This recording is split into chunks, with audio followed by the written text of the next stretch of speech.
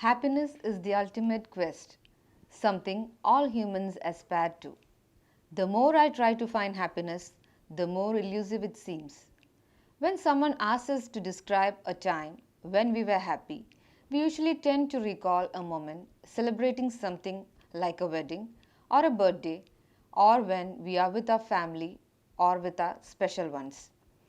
We generally limit our response to specific events or experiences, which suggests that happiness can only be created by things, people, or occasions.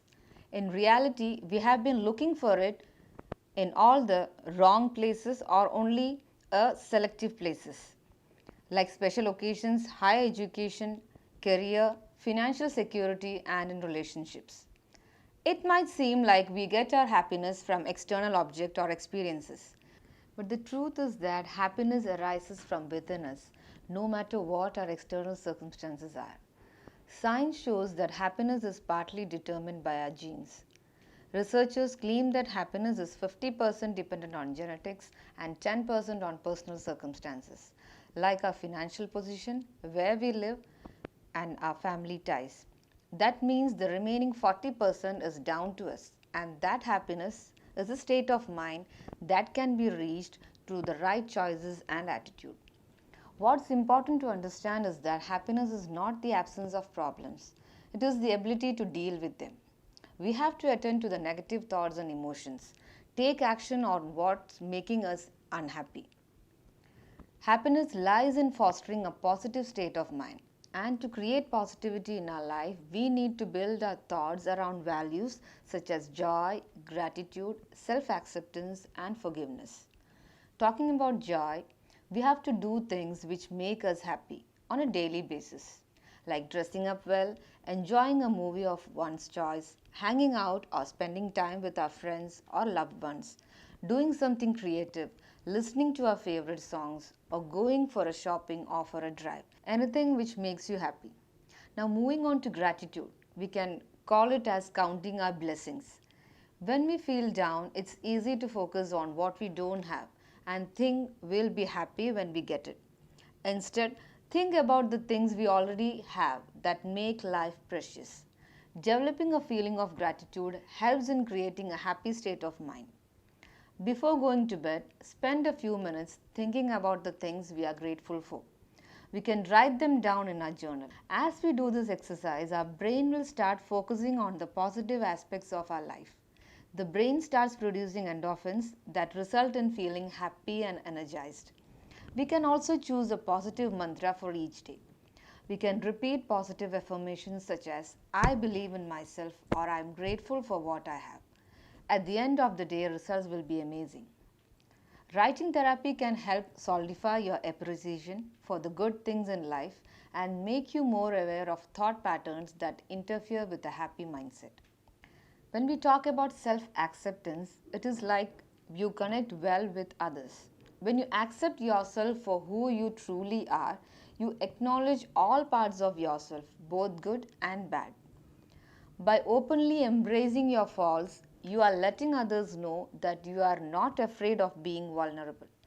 This quality may help you foster enriching connections with others, as they will feel comfortable with the fact that you will not judge or make fun of their imperfections. You also become more confident while interacting with others as you have accepted your own imperfections. Now, moving on to the most important key to happiness, that is forgiveness. In the words of Mahatma Gandhi, the weak can never forgive. Forgiveness is the attribute of the strong. When we begin to think about forgiveness, some questions revolve around our minds. Whom should I forgive? Am I ready to forgive? As we look back in our life, many people have come into our lives and many have walked out. Some have given us very good experience and some have given us very bitter experiences. Forgiving is not forgetting what has happened. Do these people really deserve forgiveness who has hurt us? The answer is yes. Forgive others not because they deserve forgiveness, but because we deserve peace. To overcome the hatred in our hearts, we have to replace it with love. Now, the second type of forgiveness is forgiving ourselves. for our faults and mistakes which we have done knowingly and unknowingly.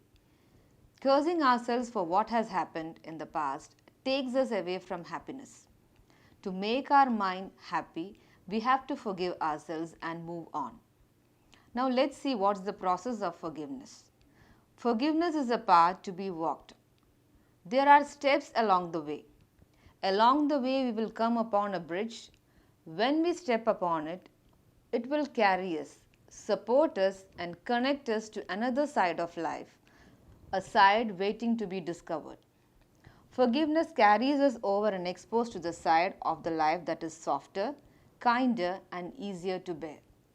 It is a shift of perspective, a new way of seeing our world, a different way of experiencing our inner life. It involves drawing boundaries for ourselves and simply figuring out what the boundary is. Forgiveness is a state of being, a bridge that carries us over the hurt we have experienced, leading us to a life of greater peace and acceptance. To forgive is to set a prisoner free and discover that the prisoner was you. When we set free all our negative thoughts and emotions, eventually our mind stays happy. Happiness is always a choice. We have the power to choose what to accept and what to let go. Life is much better when you are living in the present moment. Whatever makes your soul happy, do it. Happiness is letting go of what you think your life is supposed to look like and celebrating it for everything that it is. In the words of Swami Vivekananda, as long as we require someone else to make us happy, we are slaves. So choose wisely and be happy. Thank you and have a nice day.